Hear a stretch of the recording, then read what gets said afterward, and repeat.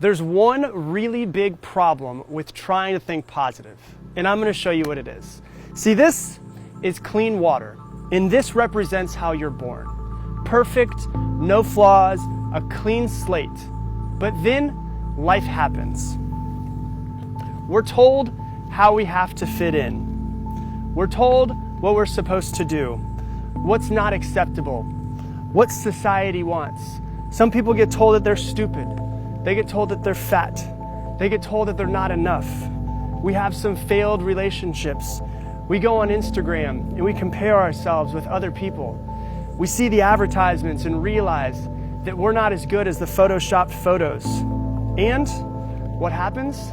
We become negative and we start having negative self-talk. So not only is there negativity outside of you, but the negative self-talk is now negativity inside of you. Life happens. It's impossible to go through life without getting some scars. But then we hear that we should think positive. And that's like taking a little bit of clean water and pouring it in. It makes it a little bit more clear, but it doesn't make the negativity go away. And at this point is where most people give up. They say that positive thinking doesn't work. Well, if you go at it this way, of course it doesn't work. But then there's some people that try a little bit more positive thinking. And they take more water and they pour it in. And it becomes a little bit more clear and a little bit more clear, but it's still dirty. But then you have to realize that this is how you have to be. You have to search for the positive things in your life.